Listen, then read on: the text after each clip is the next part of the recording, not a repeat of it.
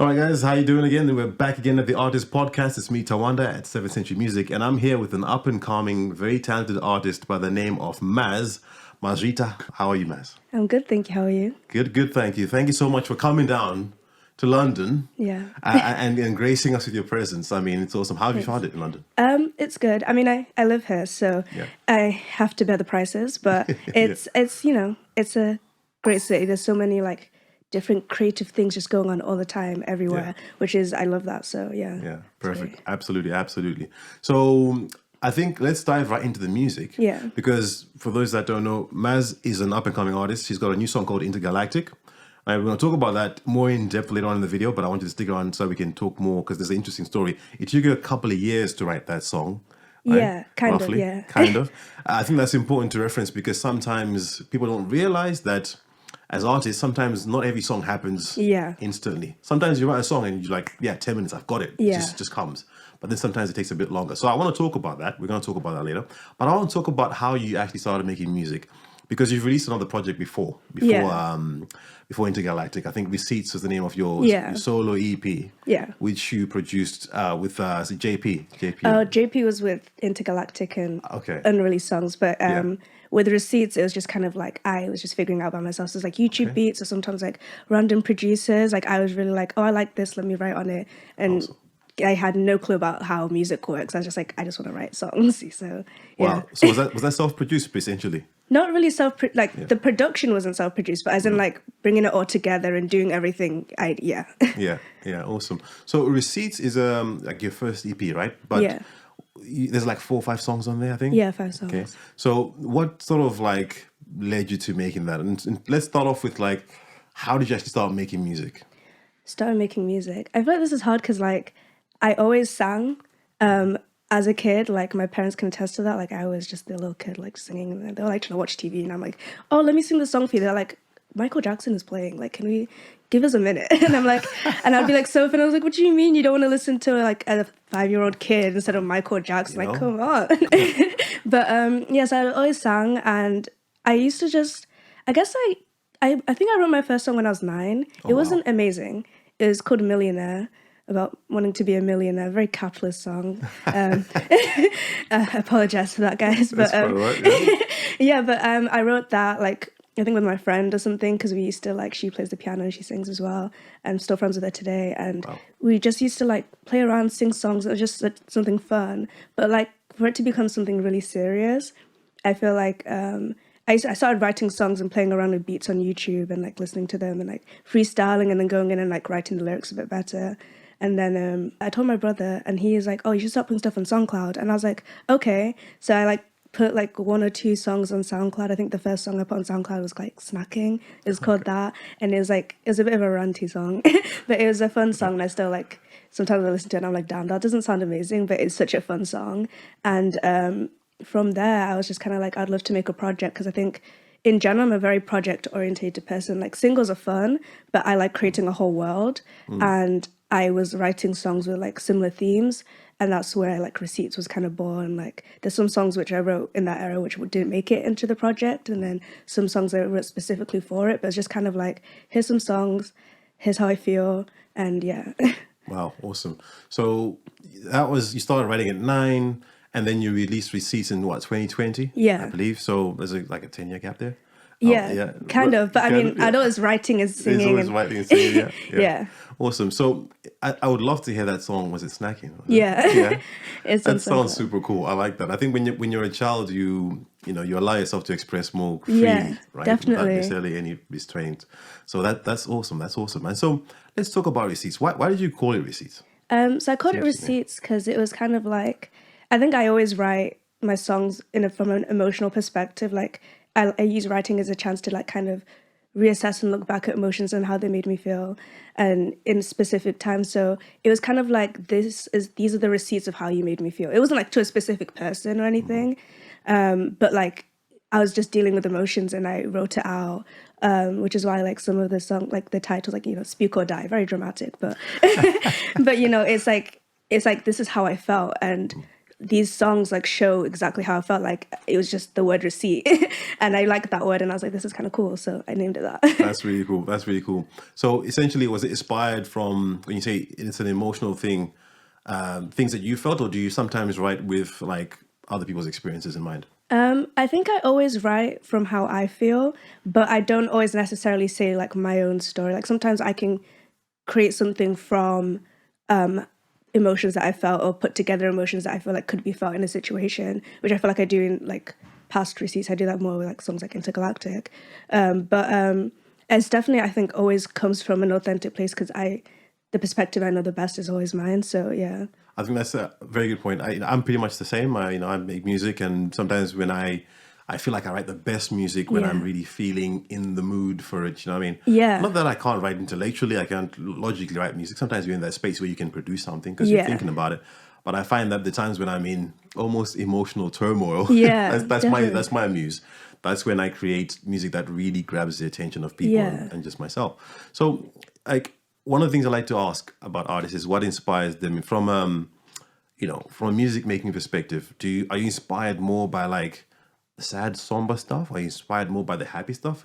What kind of really gives you that sort of writing inspiration? I think most of my music's pretty melancholic, so I definitely kind of, it's more like a somber, like sad kind of like energy that I have with my music. And I love happy music in general. I do too. But I feel like, I don't know, I think when I write, it's usually like I can't usually sit down and write. I always have like a feeling, and my best songs always come from like either it's like a poem I've written, or I felt this kind of thing, or I was really moved by a beat and it made me feel these specific emotions, and then I kind of write that down. And I feel like that's the best way of how I write. I do want to attempt to make more happy music. It will be coming, guys.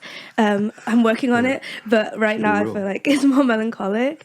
But it doesn't have to be strictly like sad. I also like going into a bit more like emotionally ambiguous songs as well, and like trying to like allow people to create their own meanings from something as well. Yeah, which is cool. I think that's great. I think the more you grow as an artist, as you're sort of finding your sound and finding how how best to write songs, you channel a lot of things. I think that you're definitely gonna have. One of the things I love the most about being creative is, they say that creative people are technically, we're high in openness. Is one of the big 5 traits. So it allows us to tap into so many things, whether it's our own emotions, other people's emotions. So I find that journey so interesting, and so it's challenging, but it's so fun as well. Right? It's a great learning for yourself. Definitely. So in terms of like style, because I've heard your music and I heard Receipts, because I listened to all your music, and I was like, let me listen to Receipts.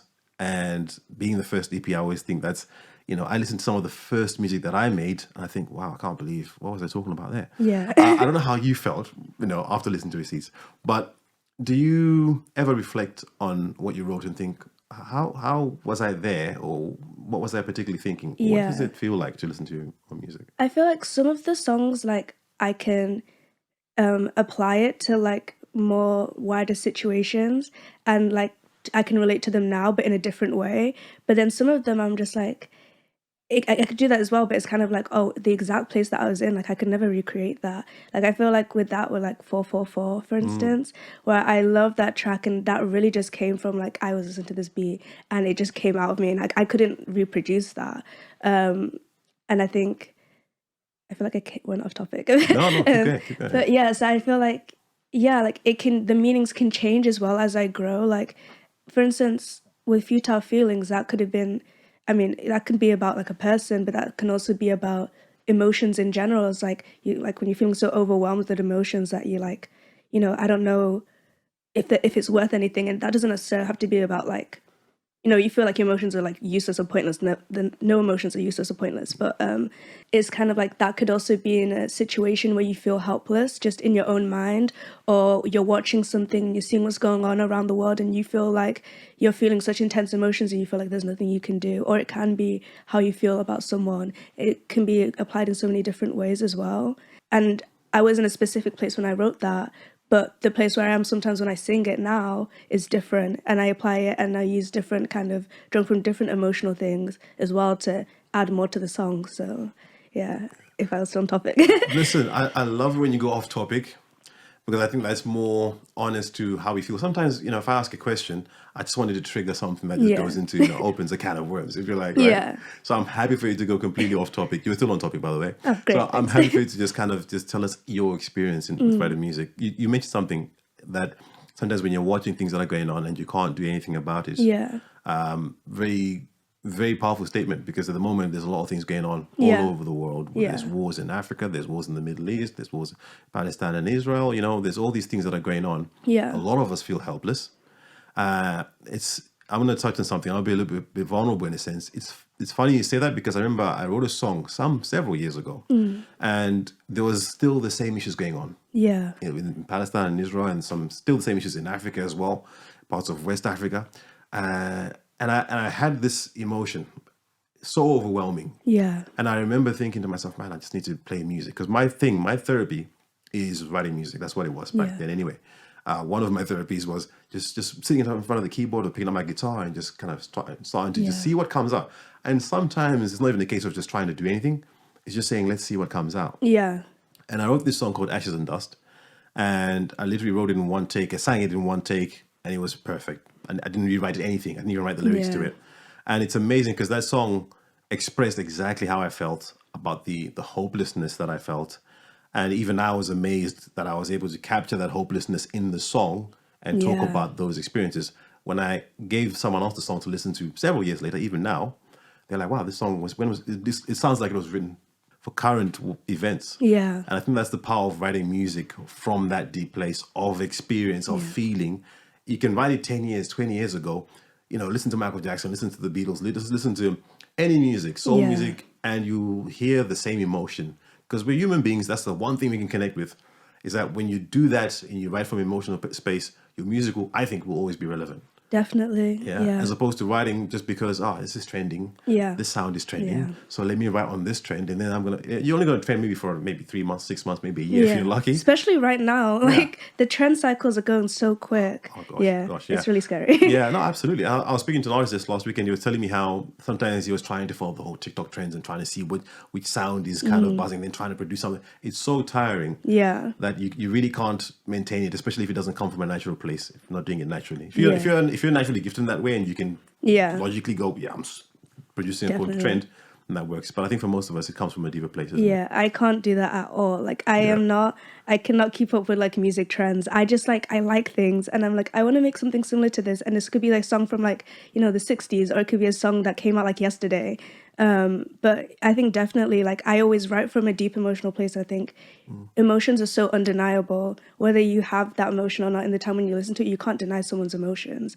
So I feel like that's why it's always going to be relevant and always going to be impactful, because someone else can listen to that and relate to it and create their own narrative and connect to it in a different way, maybe different than how you wrote it. But I think it's such a powerful thing, and that's what makes art so important as well. Gosh, yeah. I think you're absolutely right. Art is super important. And I think, unfortunately, kind of streaming and things of that nature have made art, or especially music, because art in terms of painting-wise is still valuable, because if you have one copy of something, you have one copy of something. But in music, when you're streaming, you digitize it, and then you say there's millions of copies of this. It's unending. Yeah, it makes it seem cheap almost, right? Yeah, definitely. I think the way that how music distribution has changed throughout the years, it's so much harder to make an impact as well, especially if right now with songs, it's you have to be on TikTok, you have to make a catchy 30-second thing so people can do a dance to it or make a meme to it, and it's that's not what music is. You can relate to it and dance to it and make jokes to it as well, which I think is all valid and incredible, but it's also someone needs to be able to go back to a song and listen to this and remember a time that they had, or remember how it made them feel when they first listened to it, or how it makes them feel then, if it's something that comforts them, maybe it brings them out of a dark place, or help comforts them when they're in a dark place or something like that. And I think that's kind of being the way the industry views it, in general, is kind of being taken away a little bit, because obviously if money is the main thing, that's not always money's not always going to translate, in how people feel about something, how people go back to something, so no, I think you've nailed it right on the head there. When the industry makes it about money, it loses all its soul, right? Because what are people liking right now? Oh, there's this trend. Oh, it's this genre of music. Let's mass produce this. Let's figure out the way to produce it as quickly as possible. Make as many songs as possible. Let's find the right person who can package and brand them, and then we'll force the audience to listen to this person. Definitely. And so, like he says, it kills that whole element of, okay, an individual who writes a song and that's unique to them, but then that can relate to so many other people. Yeah. As opposed to something that capitalism pushes on you. I mean, we don't necessarily mind capitalism. We're here, we use phones and we use, these lovely mics. They're made through capitalism, but there's certainly aspects of it which are detrimental, right? A lot of aspects of it. I will say a lot of aspects that are really detrimental, but yeah, I think in regards to art, if you're going to put a price on it, then you're already focusing on the wrong thing. If you make music to try and like make money, it's not gonna last. You're not gonna make something that's impactful because you're not coming from like your heart. Like if I make no money, I don't really make money from my music anyways, but if I never make money from my music, I'm still gonna create. And that's not going to be, I'm not going to stop because like, oh, no one's listening, or oh, like, I've not made any money, or no one's like booking me for gigs, because I make music for myself, or I can show my music to people and they like it. If one person likes my song, then I'm like, wow. That's incredible. And that's my job done. Like that's all I need to do. It just doesn't matter about whether I make money. I would love to, because we have bills to pay, and we still have to live in this world and like pay bills, eat food, and all of that. But there's still like, it's an innate feeling. I have to write, I have to create music, I have to sing, and I can't, that won't be taken away from me if the money's taken away. Well, the money, that's not there yet, but hopefully one day. But if there's never any money, I'm not going to stop. Where some people might look at music and see, someone famous and be like, oh, I want fame, I want money, and this is where this is how to do it. But music's really expensive as well. Like, it's so hard to break into it. Oh yeah. So yeah. I love what you just said there, because I think the heart of it is majority of artists, there's some artists who just go and say, I want to hit this, I'm good at the skill, and I'm going to try and monetize it. Fair enough. I don't hate you for it. Don't hate the play. The game, as they say. But I think the majority of artists come from the perspective of where you're coming from, is that I make music for the love of it. Yeah. I love what he's an entrepreneur, but he's also a mentor. I love what he said one time. He said, when you make your YouTube videos or you create anything, and you have, I stopped thinking about, my videos are doing so poorly because I've only got 100 views. And then he said, I changed my perspective to say, that's 100 people who stopped and listened to what I was saying. Yeah. And then he says, if I had a room full of 100 people, what would that look like? Yeah. And then he said, when he did that, he changed his whole perspective of, wow, I've actually been able to get 100 people's attention. Yeah. And they've come to listen to me, and they've maybe liked, or they subscribed, or they followed me because they want to see more of what I'm doing. Yeah. You have the ability to create something from nothing. Exactly. That somebody can go, wow, I love that, and I want to see more of that. Yeah. Not many people have that ability. Yeah, it's so powerful, and it's so incredible. And I think when you look at numbers, you dehumanize everyone who's interacting with what you're creating. And like numbers, maybe it helps bring in funds or brands or whatever, but one person alone being like impacted, taking the time out their day to listen to what you have to say or see what you've created, is something that's incredible. Because if you go out on the street and be like, hey guys, please listen to me, like, that's hard. Like, no one's gonna stop, But people like are choosing to spend their time to like see what you have to offer, and I think that's something that's so incredible in general. So oh man, that's so powerful. I absolutely love that. Making music, even if you're not going to make any money, make it because you love it. Yeah, right? Definitely. Absolutely. Let's dive a little bit deeper, because I think you're speaking as someone who sounds very passionate. About music, the industry, and capitalism. What aspects of that don't you particularly like? I'm just going to allow you to just freestyle here. Tell me what you... What I don't like about capitalism? Yeah, let's go on that one. Just give me some insight. I'll probably learn something. Okay. Yeah. And I'm gonna have to think about this, because I know the answers, but it's a massive topic. Yeah, I mean, if you want to stick specific to music, because that's what we're talking about. Okay, in regards to music, well, capitalism in general, the nature of it is to exploit and to make profit off of it, like, right? And you have to exploit to create a big profit. That's why there's no ethical billionaires. But in regards to music, like, it puts the focus away from the art, I feel like. And it makes you like it's the case of like, okay, so maybe like Afrobeats is really popular right now. Let's go find some off the street. Hopefully they can sing and dance and do the thing and like make these songs for them. These are going to be hit tracks, and then they'll see like, okay, what are the biggest Afrobeat artists doing? Put that together. That's also a problem with AI. I'm going to think about. Oh, with AI with plagiarism, it's literally just glorified plagiarism.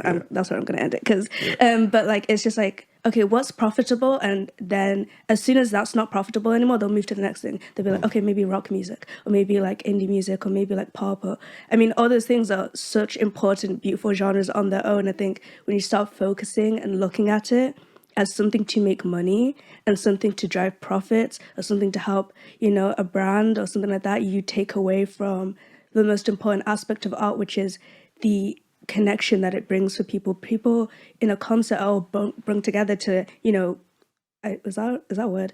or come together to like, appreciate this artist and what they've created, like whether they're there to dance, to cry, to just listen. I think that's incredible. But if you're looking at it like, okay, so we need to hit like 100 ticket sales, and like I understand because there's people's jobs, like they depend on this, and obviously like the music industry, like you have to make money, you have to make money to survive. I'm not gonna like ignore that. That's so obvious, world, of course. But like it's the case of like you don't look at it like something you're creating something for people to enjoy, or if you're creating it for yourself, or just happens that people enjoy it.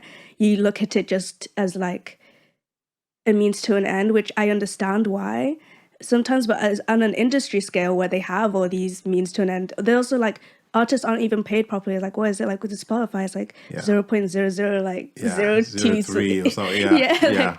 Like they're not even, they don't even get the profits of something that they create. Like a record label, a lot of the times it's kind of like it's a loan, right? And if you don't produce money or create waves in the scene, like where people are coming together and putting all their money towards you, then you're on the shelf and you're completely ignored until and they find someone else who can fill in that gap. Like they don't look at you like, I don't know necessarily for all record labels, but as in like a very blanket, like bland statement, they won't look at you as an artist as yourself. They'll look at you as an artist who's gonna provide for the company, which obviously you will do if like that's a symbiotic like relationship, but it's not going to always be interested in the art that you create. As soon as you stop like bringing attention and you try something new, or you're not doing something that is going to instantly bring in profits, then you're basically nothing to them, or like to the bigger or like wider industry.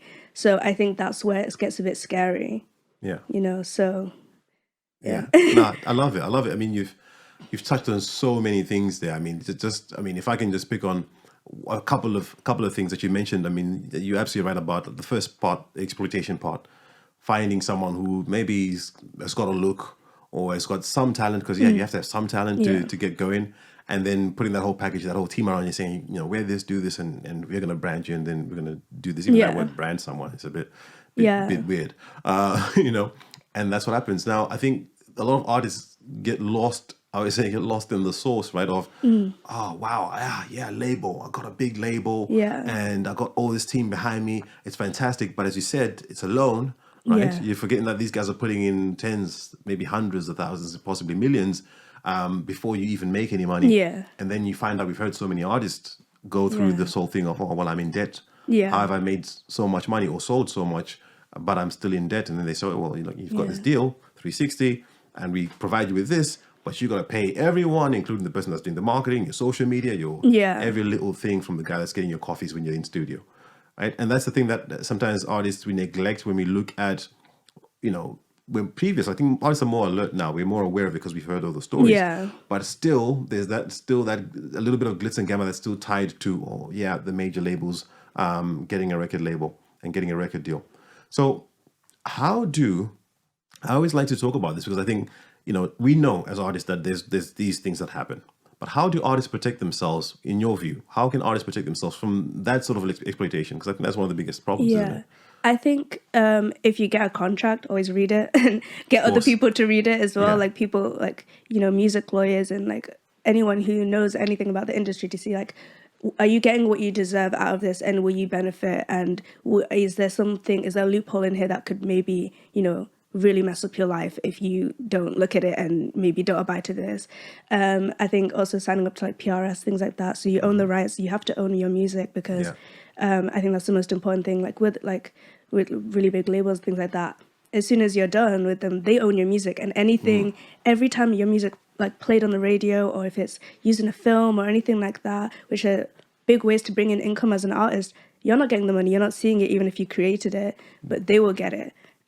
So it's like owning your music, trying to basically just, I think it's always like research, learning as much as you can about the industry, because the more you know, the more you'll be aware about the things that can happen. And like I always like looking at like artist stories and like seeing like learning about like, I think there's a lot of artists where they've had problems with the labels, like people like Ray, incredible independent artist, but like she had such like massive labels, like problems with her label, especially with the whole branding things. Like they wanted her to be a dance artist, I think, and she wanted to create everything else, or like make up the music that she wanted to create and not necessarily have to fit in a brand. I know like one of my favorite artists, Frank Ocean, I know he had problems with his brand. The whole finesse, Def Jam for 2 million. Like I was, wait, was it 2 million? I was like 20. I don't know. It was a really big number. 20, I think it was. 20 million. I was like, oh my god. And Endless and Blonde are both incredible. All his projects are incredible. I'm a very biased, dedicated fan. But I don't blame you. But yeah, so like just stories like that, you hear about and you're like, oh, that's a bit crazy. Why does that happen? You have to like kind of really look into it. I think like Nicki Minaj as well. She's never signed a 360 deal, and I don't necessarily remember exactly what she did, but like she worked with lawyers to get deals like and contracts that worked for her, and she always stayed very independent. She's never been like she was in charge of her music and how it was kind of done. I think what you're talking about Nicki Minaj there. I think briefly, I think what she probably might have done is like understanding that you as an artist, if you want to go down the route of commercial capitalism, you now become a company and a small company, if you like, in the beginning, but you're a brand, you're a product, you are the product. So if you're the product, you take care of your product, you register your company, LLC, and anyone that invests, but they don't own the whole complete product. Definitely. So if they're investing in something, they say, I'm investing in Maz because we want to invest in this portion of your music. You're only going to help me distribute the music. So you might sign a distribution deal. Because I think what most artists are doing nowadays, they're like, listen, if I can get the audience, which most artists should, or every artist should try to do, get an audience first. Right. Once you get the audience, you get some leverage, and then you can go to label and say, hey, listen, I've got 100,000 fans. I've got 1 million fans, whatever the case is. I've already got the distribution. I've already got an audience. I just need you to help me distribute to these people and maybe give me a marketing budget and fill out the team a little bit. And if you've been able to build your following to that point, you can leverage a lot more the deal that you have with the label, right? So I think a lot of artists are going down that route as opposed to, like I said, signing a 360 deal. Which says things like owning your image and your likeness in perpetuity. That's crazy. Some of those crazy laws in the galaxy. I've read some crazy things in some countries. It's scary. Like it's definitely about like just owning what you create and taking like having control over. I think that's in the wider schemes of things, that's like the most simplest way is like make sure that you just sign yourself to PRS at least.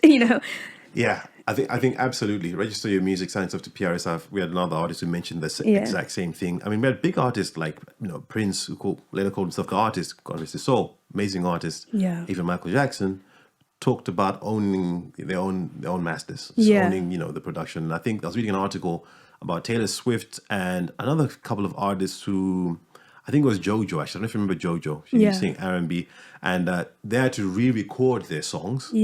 Because the record label owned the masters. So I think there's a certain law that said that if you actually re-record the song after a certain amount of time, you can actually own that recording, even if it's the same song. Very interesting law.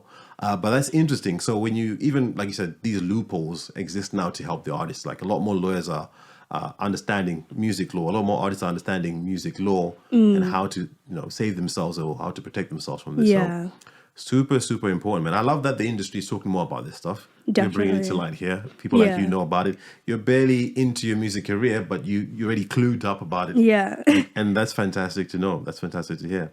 So moving away, I mean, from the capitalism side of things, because that's a long conversation we could definitely go that's a whole thing in itself. That's like a 10-day journey of just conversation straight. We all, as artists, have something to do. I think we can all definitely say we're into March on that one. you mentioned AI just briefly. I want to let's just talk about it briefly. Yeah. What is AI doing to art? I think like AI can definitely be used as a tool. I think the biggest problem is AI replacing artists, and you see it with like with the writer's strike in Hollywood, with the writers like they had to advocate for like no, AI can't write the whole story, you know.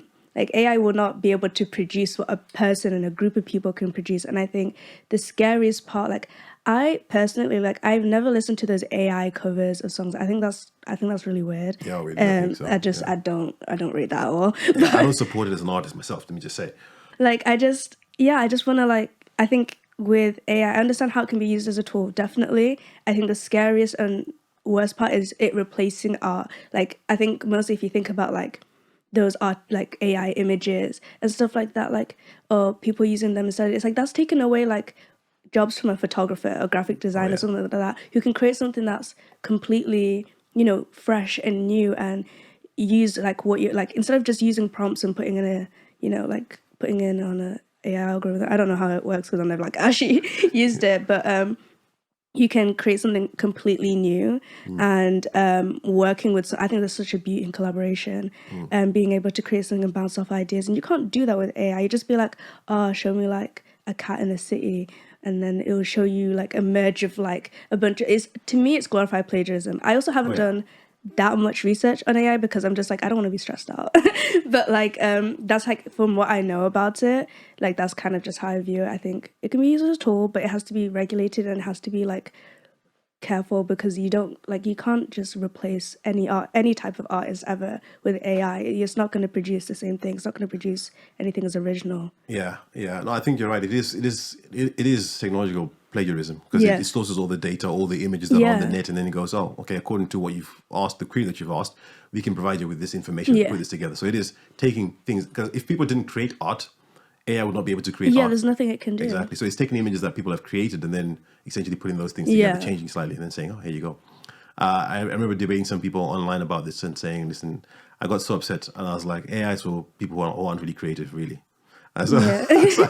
Yeah. it got me wound up because I started out painting and drawing. That was my Yeah. first love. Yeah. Painting and drawing. And I was like, man, imagine if it took you 10 years to learn something. Yeah. And then AI goes, I like how your artwork looks. If I take your artwork and Maz's artwork and 100,000 people's other artwork, I can reproduce the exact same thing. Yeah, it's like it's sinister. yeah. And like I know obviously it's cheaper to just put it in an algorithm, but that's again leading back into the like you'll like pay your artist first of all, and like where you can especially, but where you go and then just steal, you're just stealing. It's so scary, and I can't draw, but if I needed a drawing, I'm gonna hit up an artist and be like, hey, here's an idea, let's bounce off ideas and let's collaborate in this and let's work on this. The last thing I need is a computer doing it. Like, where is the soul? Like, Yeah. and like in the most like simplest way of how I imagine, I'm just like, it just doesn't make any sense. Like, I can't comprehend going to a computer for it unless if it's for like saving money. But I don't want to do. I'd literally rather work with someone than pull out the money for it. If I Well, can. I think it kind of goes into that whole, let's talk about capitalism again. I'm going to come back to capitalism. Because AI it kind of puts, it's like digital capitalism on steroids almost, so to speak.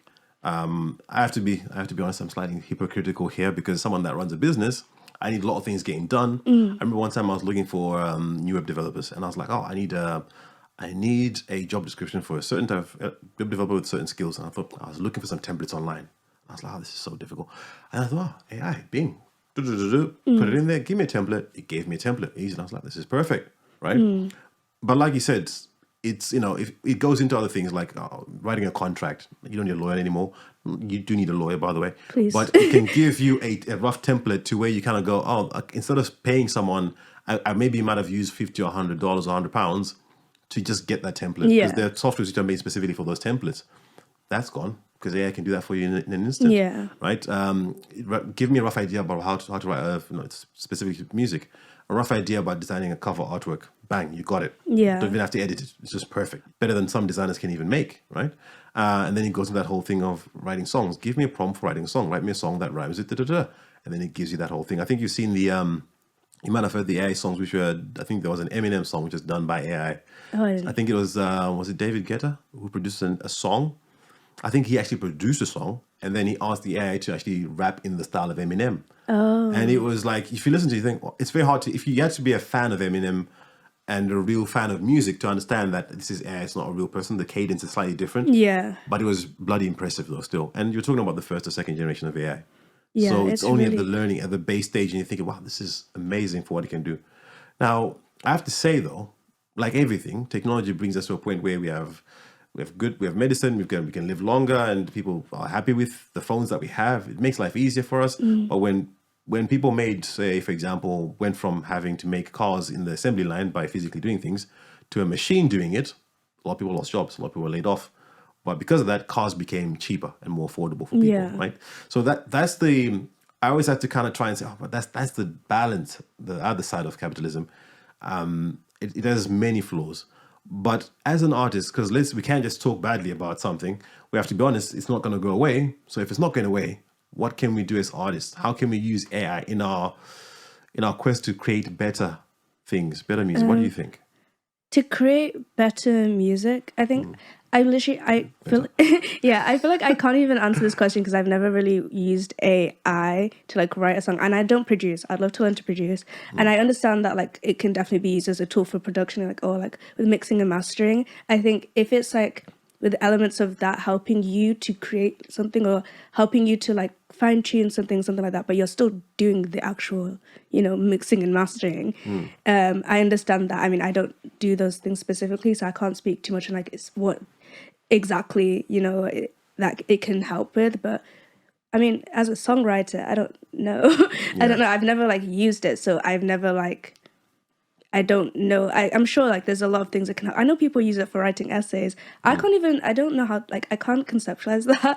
Oh yeah, it does it very well. There's people who've done tests where they've given someone a Yeah. professor to grade an AI written test and a test that's written by an A+ student or something. And it's like I think the AI just kind of it passed, but not as good as the person who was at, Yeah. who was at the highest I level. feel like, yeah, I've never done that either, and I Yeah. don't think I ever will. Well, Yeah. I think it's early days. Yeah.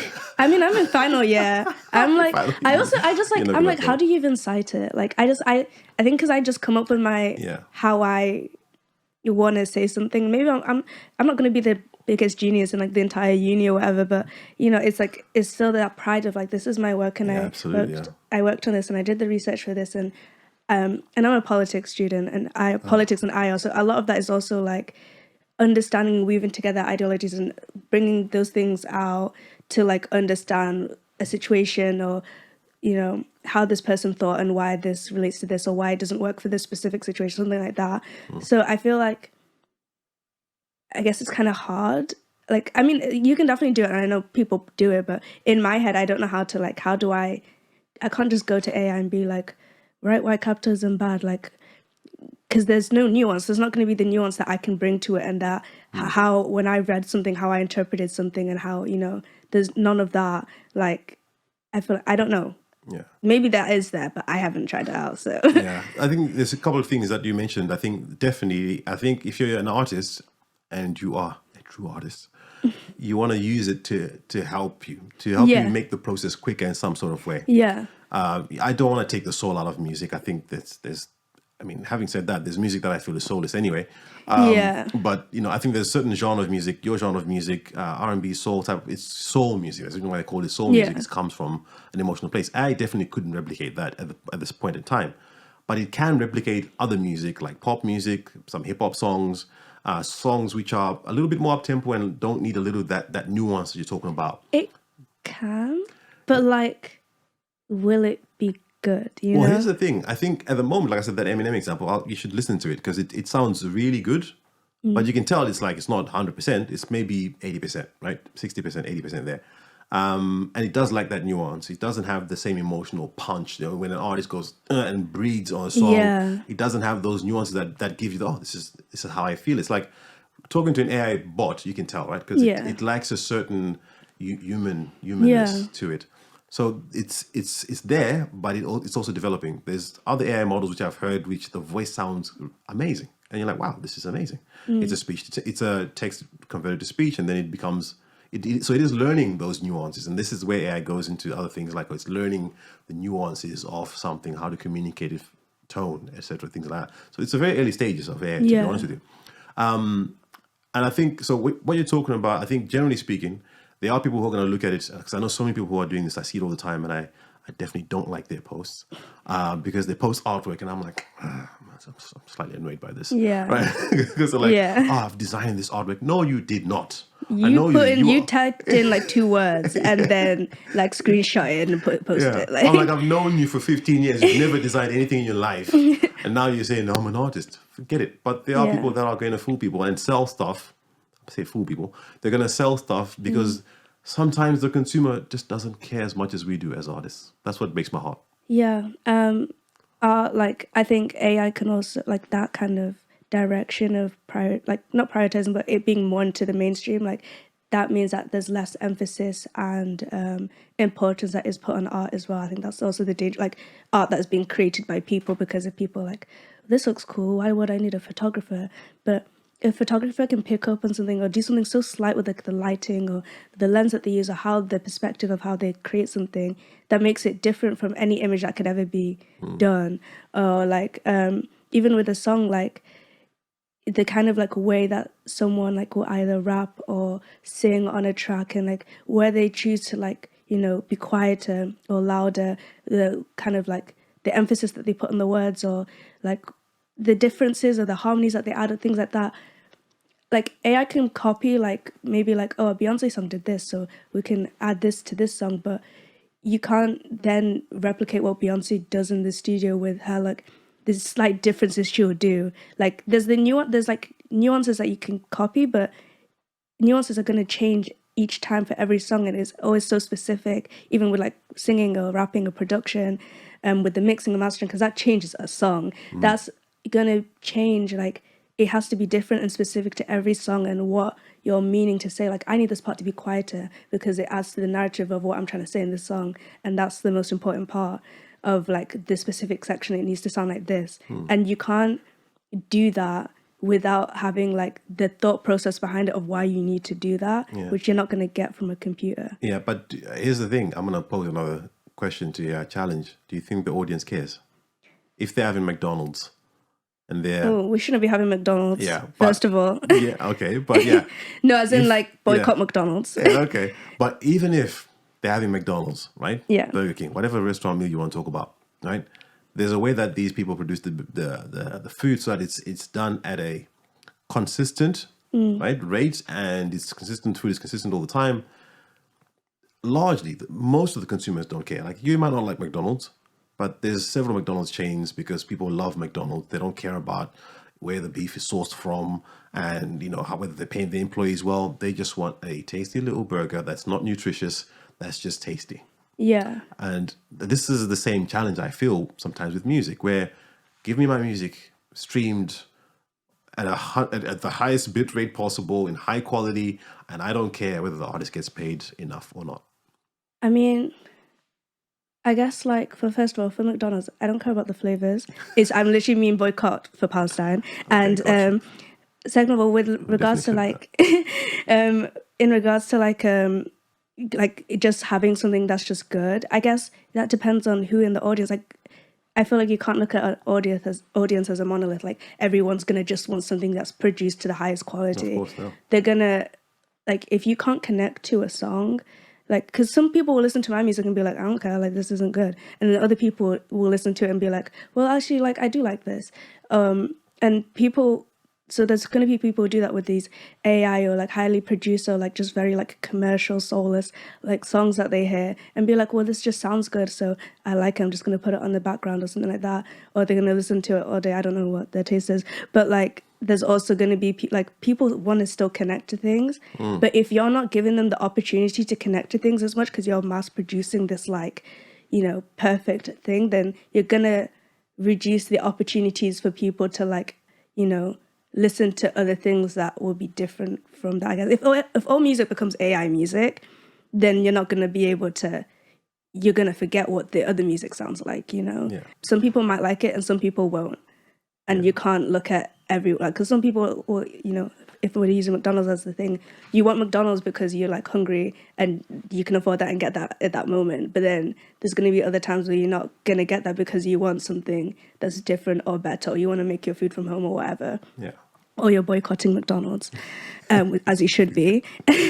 But like, I feel like you can't look at an audience just as one. It's not one person. It's so many different people, different experiences, and different things that they're into. Maybe some people are really into like the technical part of music, or some people more into the emotional part of the lyrics, or like the way the lyrics are sung, or like the production, or the different aspects of it. Like I feel like you can't really say that, if that makes sense. No, I hear you. And what I'm hearing, this episode is not sponsored by McDonald's, by the way. Thank you for that. I think what I'm hearing is that if I try and just put together what you're saying there, is I understand completely. There's going to be a group of people who say, I don't want a CD. I want vinyl. I don't want to stream on Spotify. I've got my vinyl player that takes up this massive amount of room in my house with these massive speakers or my dope 300-pound headphones. And I want to hear that crackle. Yeah. When I'm playing that vinyl. And I want to touch the sleeves. I want to touch the artwork. There's going to be those people that still, and vinyl is still one of the most collectible items. Yeah. As old as it is, people still print vinyls. If you have some dope old vinyls, they'll sell for a lot if they're in good condition. So there's going to be the group of those people, right? That's going to be there. And I this is what I'm always telling artists. I always say, listen, don't worry about the billions of people who are on Instagram, Facebook, and worry about the 10,000 people that love your music. Yeah.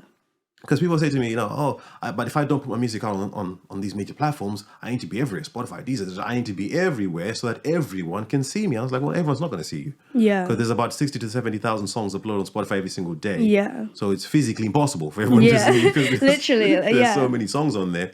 But how can you get to that small group of people, that small monolith of people that you mentioned, who don't like McDonald's, prefer to cook their own food at home, even if it takes them longer? Yeah. They appreciate that. Who prefer to go to that expensive restaurant because the quality of the meat is sourced where they know it's sourced. Yeah. How do you find those people? And so that's what I like to tell artists as well. And say, listen, your focus should not be on let me put my music everywhere so that everyone can listen to it, because not everyone will like it. That's just not how it works. So focus on getting that. If you had 10,000 people who gave you $1 every single month, you're making way above minimum wage. You're living comfortably. Yeah. Right? So it's about the focus on that. That's what I feel artists need to focus on. Yeah. So I agree with that principle. I mean, using that McDonald's analogy and saying if your music isn't McDonald's music, right? And it's good homemade music made in your own studio that you've cooked, you've painstakingly taken the time to make. Yeah. Then find the people who really love it, who really appreciate it, who will pay you what it's worth, as opposed to the 0.003 that we know. And audiences aren't dumb as well. They know what a good song is and what isn't. And I guess you should always I think if you're authentic in the way that you make your music, people will listen and appreciate it. There'll be people who will find your music and like it. And I think as long as because that's where it gets a little scary when you're like, focusing on chasing trends and things like that, which I think if you do that, cool. But then also, as long as if you do that because you can do that and still stay authentic and stay true to yourself and the messages you want to portray, but you're like, okay, I really like what they did with this song and I want to take from that and like use that. I think it's just, as long as you make the music that you feel like is good quality and speaks to yourself and like you're expressing yourself in the way that you want to, then there's going to always be people, like there's so many people in this world, there's going to be people like it. Billions, yeah. A lot of people. Yeah. So an audience will come and listen to your music, so. 100%. I was actually speaking to one of the companies that we work with, and they distribute music over in China. And people always go, oh, China, distribute my music in China. It's okay, folks. There's 1 billion people in China who a lot of us neglect, who love your music, who love maybe your music, and you're watching this, and you can't neglect those 1 billion people just because you don't think about distributing to them. Yeah. We need to think outside the box a little bit. And when I spoke to them, I was like, this is super interesting. People in that place, they also love reggae, hip hop, soul music. They love all genres of everything music. everywhere, especially since music is like, you can listen to any genre anywhere. Absolutely. So I love that. And like you said, you just gotta make what you think, what you believe is authentic. That's what fulfills you. We have a principle. We have a 7-step principle, right? And in that principle, we talk about songwriting, mixing, mastering, branding, marketing, all those kind of things. Yeah. The very last principle that we talk about is called fulfillment. And I like that phrase because it means what fulfills not just you, because music should fulfill you at the end. Yeah. Otherwise, what's the point? Why are you doing it? Yeah, exactly. And should fulfill your audience. That at the end, both you and your audience should feel fulfilled. Yeah. Fulfilled because I've given you something that I, as an artist, feel like I've poured myself into this, and I've given you something. Yeah. And you've, whether you're listening to it and you're quiet, whether you're crying, whether you're shouting because you're happy, even whether you're angry, it brings that emotion. I have made you feel something, and that makes me feel fulfilled. And you, as an audience, feel like I've just gone to this concert and I felt the most amazing emotions. Yeah. Like you said, connecting to the song. When you think about that song, you listen to it, you're like, man, I'm back in that concert. Yeah. I'm back in that hall, wherever it is. And that's fulfillment. Yeah. That's what I found fulfilling. Definitely. So I love that. You know what? This conversation has been so much focused on, and I can tell you studied politics. Yeah, politics and yeah. I'm trying not to go into it too much because I'm like, then I'm just going to lose myself and all the theories. No, lose yourself. And I always say, I think your audience will love you more for it. Some won't. Don't worry about those. Yes, sir. Whatever. People who don't worry about you, but we love the audience that's going to stick to you, and that's who we want to bring to, to your family, to your fan base. But let's go back now, talking about the music. Yeah.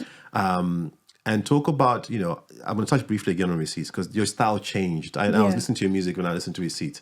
I want to know what inspired you musically. Who inspires you musically? Any inspirations? I have a lot. And I always say that I get inspired by the song that I write. So I'll have different influences and different inspirations for the specific song that I'm writing because, I always will have general, like, I would love to be as an amazing vocalist as Beyonce, or I always love to like write songs like Frank Ocean does, but yeah, but like there's different artists that I pick on, like because I feel like especially with Intergalactic and the project that's like that Intergalactic's going to be in, because I've kind of written a lot of songs that flow in with a similar theme.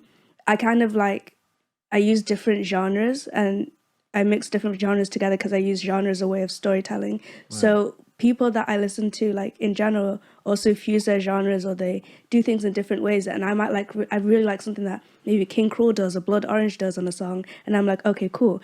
I really like that. How can I use what they do and be influenced by them? Or I might listen to something that they make and then also listen to like, okay, this Normani song or like, like a...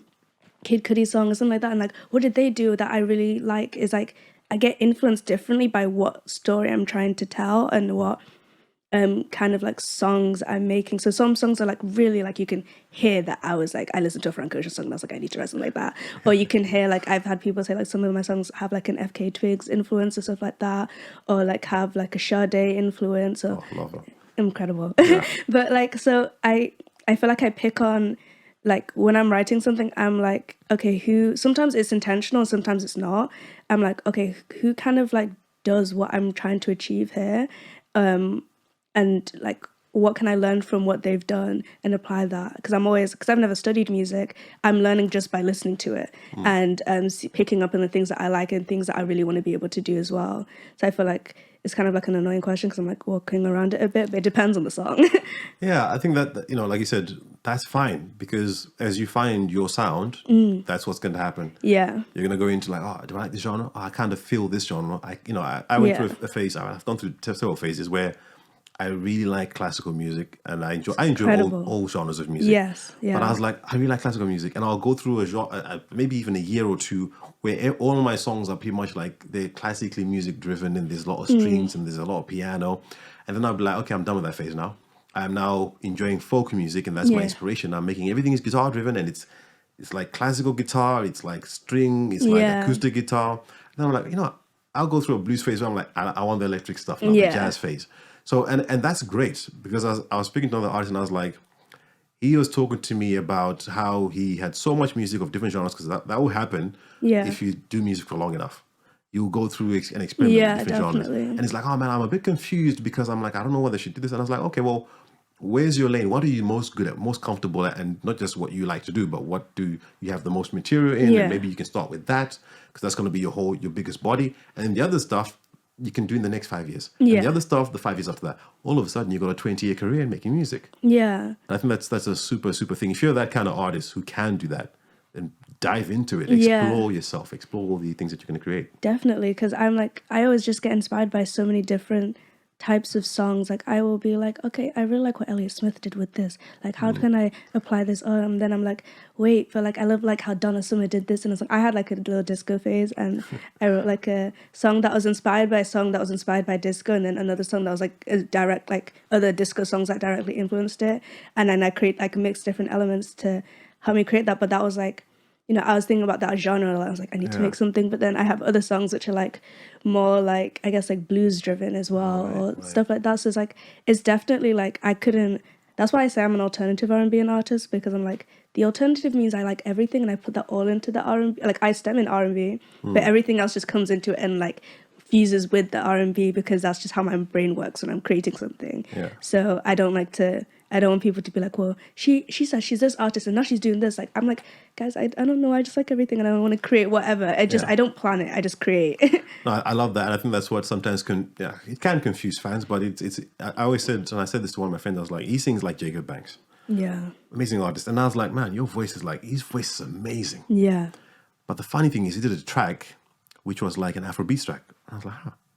I was confused by that. So I was like, this is the challenge you have, is that you can confuse your audience sometimes. Yeah. If you do too many things that are too different. So I said, okay, if you know this is your strongest, I think you're strongest in producing this kind of music, and he's got a lot more material in like the Jacob Banks kind of style, then that should be your forte, where you live. Yeah. And then you can go to a hotel somewhere. Yeah. And then do your Afrobeat stuff for that audience. That's fine.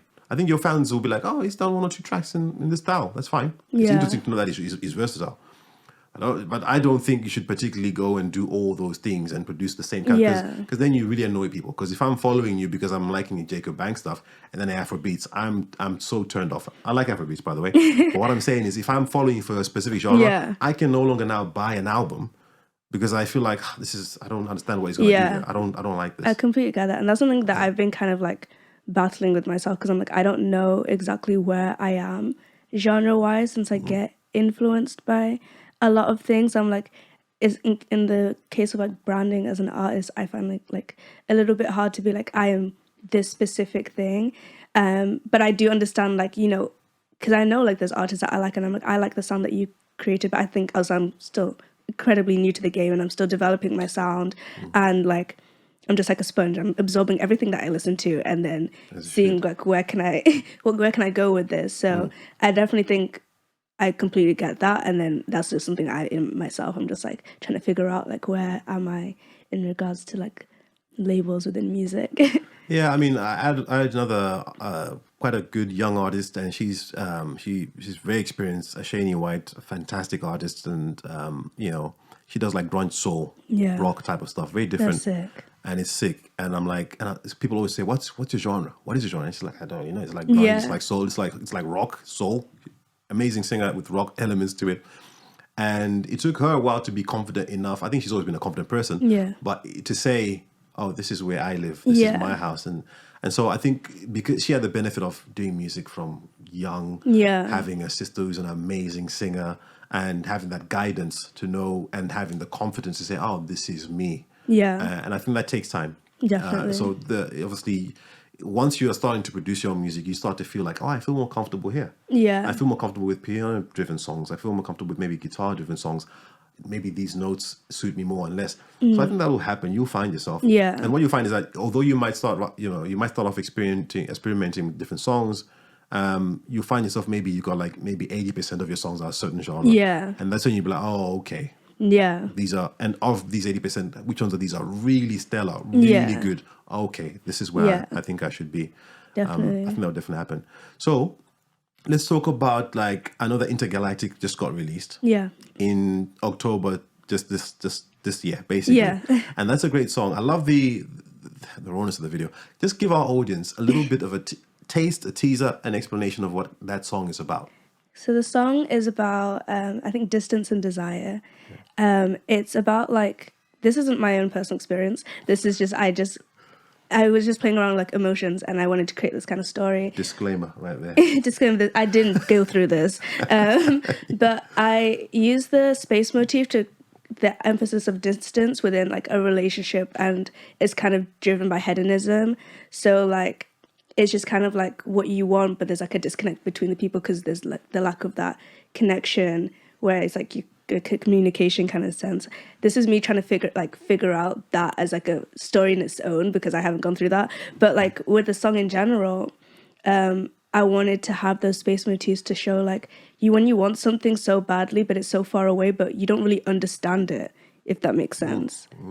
Does that make sense? It does make sense. I think it's like admiring something from afar. It's great, but it's almost like infatuation with something that you don't really know too much about. Yeah, exactly. So like we kind of showed that in the music video with the kind of like a kind of like disconnected relationship, because I feel like that's the easiest way to show it, where it's like, you know, sometimes it's good, but then sometimes it's bad, but you're not really doing the groundwork to understand why it's like kind of falling apart a bit. And that kind of, I really wanted to go with like a surrealist kind of feeling with the music video as well. With the lighting, it really does give that. Yeah. And it was also kind of like a dream where it's like, so the narrative is like, I fall asleep in this field, and then in this dream, I'm like in this kind of like party, and I'm with my partner, and we're like, oh, having fun, but then we're not having fun, and then things get like just weird because you're not understanding it. Like, you know, like the weirdness within that party is like a manifestation of that disconnect, kind of. Right. Wow. So, yeah, we did that, and then it's like wake up, and should I spoil the end of the music video? Listen, if you don't give us a spoiler, but it's up to you. But yeah, like I guess you wake up and you see the impact of that dream from the music video. If you know, do you know which part I'm talking about? Yeah, yeah. It makes sense now. Now that you're explaining it, it definitely makes a lot more sense.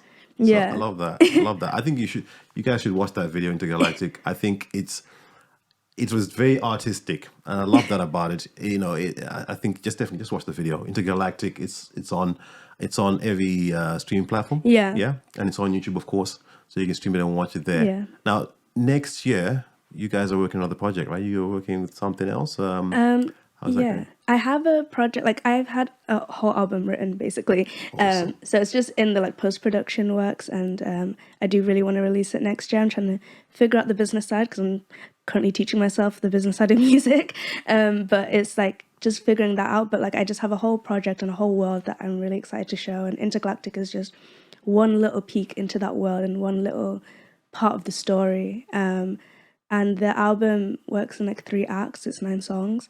And Intergalactic is in the first act of it. So that's kind of how I like figured it out in my head. Wow. But yeah, so I'm really excited about that. It has like a space motif within it. So I mean, Intergalactic is very self-explanatory, but like other songs, it might be a bit more subtle, like within the lyricism. And that kind of just came from a place where I didn't intend to write an album or a project. I was writing a lot of poetry, and I saw there was like a stream of like the same kind of like themes coming in, and I saw I was already using a lot of space motifs, and there's a narrative that was coming through, even though like I didn't necessarily intend it. I was just writing to write, and I think also that's what I like about poetry, because I don't write poems for it to be seen. I just write it for myself. Whereas music, I'm actively, you're thinking in the back of your mind, someone's going to listen to this. Yeah, someone's going to listen to this. How would this work in a chorus? Or maybe this wouldn't work like that. Like all of those kind of like songwriting thoughts. A good tip. Yeah. So I just kind of like write. I was just writing to write. And then I look back and I was like, oh, I actually really like what I wrote here. And I see it kind of connects to this, and I just started drawing together dots and like lines between them, and like I created this narrative and this whole world, which I really want to share, and I'm excited for that. Wow, I am so excited for that. Now that you've explained that, I'm like, that sounds really dope. I think you've mentioned something which I think I'll take away, is that you should definitely just write. Like I think a lot of famous artists just wrote poetry. Tupac being one of my favorite artists used to write a lot of poetry. Yeah. And then those became songs. So if you're having writer's block, just write. Don't think about it as a song and think, oh, I've got to write a song. Yeah. Great tip. And I can't wait to hear, because your songs are very, they're very, how can I put this? In a way, they're hard to grasp sometimes and to put into concrete sort of like feelings. So that's why I was like, even though I watched the video, I listened to it, I'm still trying to get it. I'm like, oh. And I love that about it. It's kind of like listening to a Inception. If Inception made an album, you're like, oh, I get it. Do I get it? Yeah. And then you explain it. I love that. Yeah. Yeah, because sometimes I don't get it when I write things, because I just, especially when it comes from a place where I'm just writing to write, like I kind of, it's like kind of like a post, kind of like, oh, this is how I felt. And this is, I see how this connects to this, and that. But yeah, and I think also the open-endedness helps like people to put their own emotions towards it. Like, okay, so intergalactic to me is actually about a relationship, or intergalactic to me is actually about like, this is this situation and how you feel in this kind of situation. And I think if people can, that's also how you connect with music, because the actual reason I started making music and like seriously was like, I want to make music, was because I was sitting in my room, probably in the dark, headphones on, loud, very loud, which you shouldn't do. And I was listening to these songs and I was just so emotionally connected, like it just like such a visceral emotion that I felt. And I was like, I want to one day like do that for someone else with my music. I want to create something and write from such a raw place. And if one person is like, oh, this like moved me, is like, and I'm like, I'm done. Like, and someone told me they're like, I cried to futile feelings, and I was like, I'm so sorry you went through that, but that's incredible. I was like, that's insane. Oh yeah. It's like yeah. Oh wow, that's a different kind of power there. I think I love that. It's the good kind of power. I think that can relate to people and draw people in and help them experience or express an emotion that maybe they're not able to put into words. Yeah. The power of music. Yeah, definitely. Just to kind of touch on that as well. This is one of the first experiences that also I had a similar experience. Yeah. I was listening to an album which was written by a Christian artist, but he didn't say Jesus once in it. Maybe once or twice, but the whole album was just like, it was just incredibly spiritual. Yeah. And that is the album that actually made me realize, oh, this is what music for me is supposed to do. Yeah. Because it was able to kind of like completely take the depression at that time that I had out, and I was like, wow. And it's a blessing. So if you can do that for people, you are doing amazing work. You're doing God's work, and you're doing something that's amazing. It's such a beautiful thing to create, and I literally just want it. Like when I listen to music and I feel such intense emotion, whether it's happy or sad or whatever, like it's so exciting. That's what motivates me to like make something. Like I'll listen to a song and I'm like, oh, the way that this just, it's like an innate feeling that you just feel like in your soul. And I'm like, I just want to create that and for someone else, you know? And within doing that, I'm doing it for myself as well, but also if someone else, you know, just connects to it. I think that's just, with music and art in general, it's just that kind of connection, because as, you know, social beings, all we want is connections with each other, and I think that's what art can provide as well. Totally. Well, I certainly look forward to that next album, next installment. Do let me know. No pressure at all, but I expect you to just blow me away. No pressure, okay? But yeah, that's going to be super exciting. For those that don't know where to find you, where can we find you at? So music is basically everywhere. Just look up my name, Mazvita, and put that down, yeah.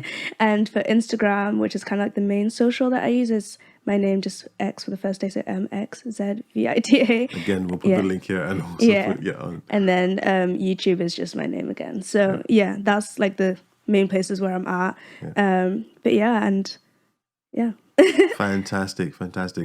Maz, thank you so much. It's been an absolutely fantastic chat with you. Thank you. It's been a pleasure speaking to you as well. We could talk for hours, and I'm sure we'll do this again, because when that album is out, I definitely want to have you on again and just maybe talk about that, because I think it's going to be an amazing. I can really kind of picture it and listen to it. I think it'd be amazing as well. So that'd be good to catch up. Thank you so much for coming, and guys, thank you so much for joining us today. It's been a fantastic conversation. We touched everything from capitalism to politics and a little bit of music, believe it or not. Follow Maz at the socials. Listen to her music, Intergalactic. It's out now. Check that out as well. And guys, we thank you for spending your time with us. It means a lot to us. And if you have liked this interview, guys, please do subscribe and like and share with someone else that you think might enjoy listening to this. Maz, thank you so much again. Thank you so much. Thank you. Lovely to see you guys. And guys, thank you so much. We'll see you again next time at the Artist Podcast. Thank you. Peace. Love you as always. Bye. Beautiful. That was so fun. Thank you. Thank you so much. That was great.